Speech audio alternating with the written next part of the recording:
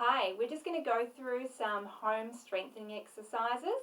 So if you are wanting to develop a little bit more strength but you don't want to invest in a full weights setup, this is a great solution for you. It's important to apply a little bit of extra resistance versus just doing body weight exercises to really help to develop the muscle strength and put strain on the bones to also encourage them to continue to grow stronger. So if you have a recent shoulder injury, you might want to start with some 1 kg weights, but for most people you should be able to start with a 2 kg set of 2 kg weights, because we can double those up to make 4 kgs for some exercises. And then if you feel stronger and you're enjoying what you're doing, then you might be able to invest in some heavier 3, 4, 5 kg weights. So we're going to start with the triceps so we can make sure that we take care of those bingo wings. So tricep extensions or tricep kickbacks. So you can do these either with a chair or a bench or a table. If you've got a bench, then you lean your elbow on the bench. If you've got a chair, your hand goes on the chair. If you have neither, it rests on your front knee. I've got my legs in a split stance because it's easier to keep your back straight when you do this. Boobs out, bum out. Then I'm bringing my elbow up to the side of my body, drawing the shoulder back, and then extending the arm out to straight. Okay, I'm not swinging the whole arm up, I'm just straightening the elbow and then back down. I'm wanting to target the muscle at the back of the arm. If you do not feel it in this muscle, you need to think about doing a lighter weight, and again really focus on keeping that shoulder back. Sometimes we get overactive in the traps and they want to take over the movement, or we might be a little bit tight through the front of the shoulder, and that will force us to round the shoulder over. So if you are noticing that that's happening and you're not feeling it in that muscle, then try a lighter weight, focus in on that technique. So we want to do 15 repetitions, then change over and repeat on the other side. Okay, then we're going into some rows. So we're going to use the same position, but now I'm going to put my weights in a shopping bag, recyclable shopping bag. I'm going to wrap that around, and I can still actually hold on to one of those weights and the other one's just dangling in the bag. I'm in that setup position, same setup position, bum out, boobs out, and then I'm lifting up beside the body. I'm going to hold for 3 seconds and then lower slowly down. And again, lifting, drawing the shoulder down and back, and then releasing down. I'm not lifting my elbow too much higher than the side of my body, because if I lift too high, I'm going to roll my shoulder forward. So really focusing on how far I can get my shoulder blade back rather than how high I get my elbow. Okay, so that's our bent over row. Okay, then we're going to go into some squats so we can work the leg muscles, some of the biggest muscle groups in the body, so we need to utilize those muscles when we're doing strengthening. So I'm going to hold the weights nice and close to my chest and spacing my feet about hip width, slightly wider apart, slightly turned out about 20 degrees. I'm going to breathe in as I come down and breathe out as I lift back up and squeeze the bottom. Breathing in to lower, breathing out to lift.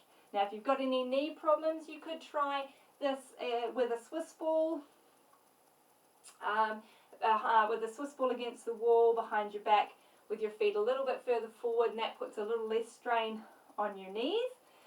Or you could just do a wall squat hold at a smaller angle, again so it's not putting too much strain on the knees. Side view as I do this looks like this. So as I'm coming down, I'm sitting my bottom down and back with my weight in my heels, and I'm leaning the upper body forward. Imagining I'm sitting on a very low chair or on the toilet, as I do it, I'm not staying upright and coming forward over the toes.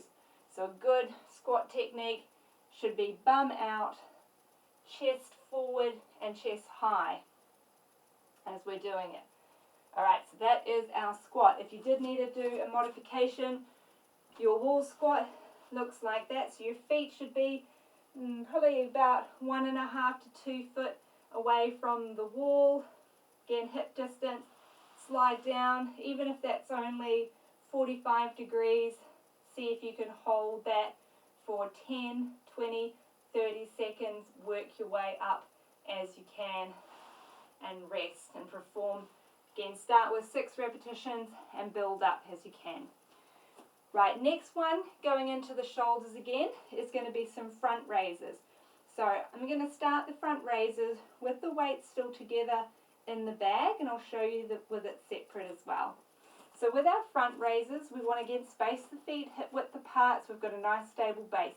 Soft bend in the knees, abdominals pulling in, shoulders back, and as we breathe out, we're raising those weights up to 90 degrees, so shoulder height. Now as we do this, what we're trying to avoid is leaning back with the body. So we don't want to go and use our body to try to get the lift. If you're doing that, again, that could just mean you're a little bit weaker through the shoulders and you need to drop the weight down and maybe just start with a 2 kg weight doing that lift, holding it in front or with one hand on each end of the dumbbell. Okay, or alternatively, you can have one hand in each monkey grip. So palms are going to be facing down as we lift up to shoulder height. Again, trying to avoid any of that backward sway. Keep the movement nice and even paced. Don't try to throw the weight up there, and discontinue if you're experiencing any pain in the shoulders. Okay, going into the buttock muscles next. So we can use the back of the chair for a little bit of support. We're going to keep very soft bend in the standing leg. We're going to take one leg back behind us with the legs straight, and then we're lifting up and back behind. We can add extra resistance into this if we like by attaching a bit of resistance band around the ankle, or again attaching a weight around the ankle. And one way to do that might just be filling a bag with sand or maybe even a wheat bag, and then just tying that around your ankle in that bag for a little bit of resistance. And again, doesn't have to be a lot of resistance. Now notice that I'm leaning forward as I do these, and that's so that I can avoid overarching the back. If you're upright, when you do this, you'll just be forced to arch your back to get anywhere. So we're going to lean forward a little bit as we do it, and we're going to really focus the work in here and not down here as we're doing those extensions. Okay, next going into some chest press. So this is looking at strengthening through the front of the shoulder. So you can start if you want to with the 2 dumbbells doing this, and then I'll show you how to progress that weight if you can. So chest press, you can do it on a Swiss ball or lying down, and we start with the dumbbell ends touching over the chest. We're going to breathe in as we lower, and the dumbbells just come over the line of the shoulder. My shoulder is at about a 70-degree angle, not 90 from my body here, and then I'm coming back up to touch together at the top. So that is your standard chest press. Now if that's a little easy with the 2 kg and you haven't got a heavier weight, a 3 or 4 kg to try, then again you can double that up. Pop that in your shopping bag, wrap it round, and you just want to do it as a single arm at a time.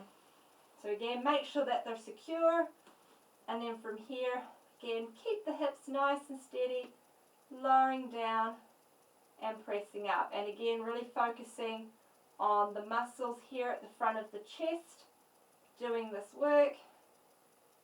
and keeping your shoulder nice and stable. And then obviously passing that over to the other side when you come to change to the other side. Alright, so that's our chest press.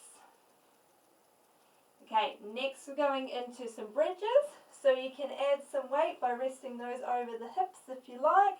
Otherwise you can use a resistance band and hold that down over the hips, or you can go to single-legged. So with our bridges, we're going to tuck the pelvis just a little bit and then lift the hips up, just so that we don't overarch through the back. We're keeping a little bit of that tuck, and then down again. So if this is a little easy for you at the moment, you might do your first set double-legged, and then you might try some single-legged pelvic bridges. Okay, so those are lovely for strengthening glutes, back, and hamstrings. Alright, then we're going into a little bit of our abdominal work, so hopefully you've covered the pelvic floor exercises already. But what we want to do with the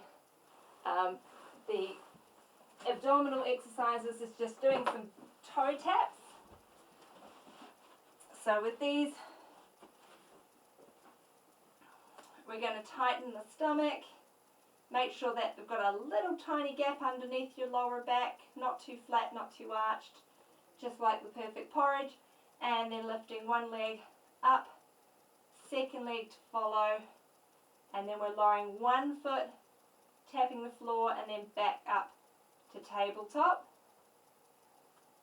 Okay, now if you're struggling to keep your stomach flat or your back's arching, then just start with single-legged lifts. So one leg up and back down.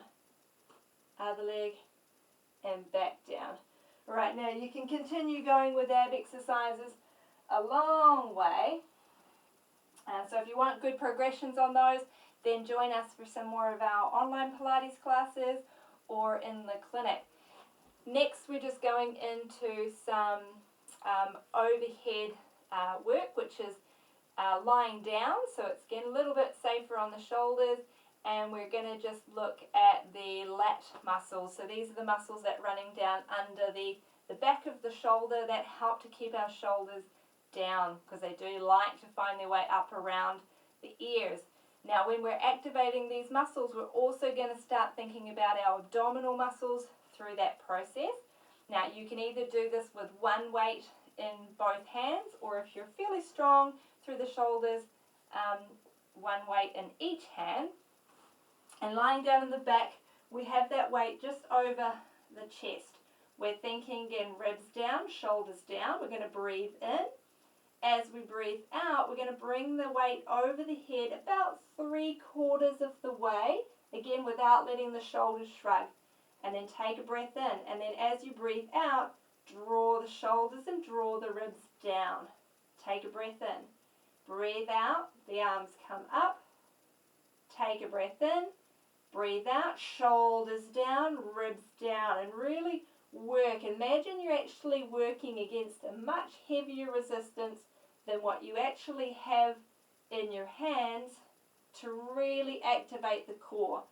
Now if you feel that activating the core, then incorporate some ab work by lifting one leg up to tabletop and then lowering it down and then pulling down with those arms as we lift the other leg. Now if you're activating that right, then what should feel like is that it should be a little bit easier to lift your leg. It should feel like the leg floats up off the floor as we activate under those ribs and under those shoulders. So that's a lovely core exercise and great exercise for under the shoulders and the lats. And finally we finish with some calf raises. So calf raises are just great for balance and obviously for protecting the health of the Achilles tendon. So if you are just starting out with these, or if you've had any problems with the plantar fascia or the calf muscle or the Achilles, holding on to something, feet in line with the hips, squeeze your bum, pull in the tummy, and rise up onto your toes. Okay, and just start with the basic calf raise, aiming to do 15 and then 2 to 3 sets. If this is really easy for you, you can go on to single-legged calf raises. Okay, now you may fatigue a little with those, so you may get to 10 and find out that actually that's a lot harder than what you signed up for. It's okay to go back to 2 legs and continue 2 legs from there. Again, it's about progressing and building up as you get stronger. So set a benchmark and then over the coming weeks, look to improve on that. All right. So yeah, that's a great one. Great set of exercises to get you started on your fitness journey. Good luck, and we'll catch up later.